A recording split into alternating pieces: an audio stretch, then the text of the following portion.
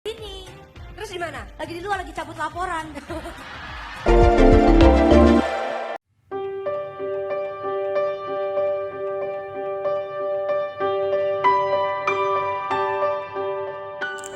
Siapa yang tidak mengenal Kiki Saputri, komika yang kerap merosting artis hingga pejabat.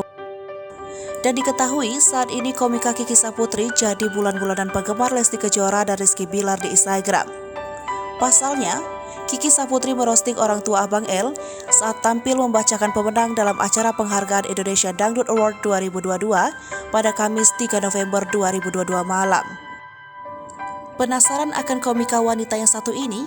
Berikut profil Kiki Saputri. Nama lengkap: Rizky Nursali Saputri SPD, lahir Garut, Jawa Barat pada tanggal 20 Oktober 1993. Menyelesaikan pendidikan akhirnya di Universitas Negeri Jakarta. Profesi sebagai aktris, presenter, dan juga komika ternama Indonesia jebolan stand up komedi Akademi Indosiar musim keempat.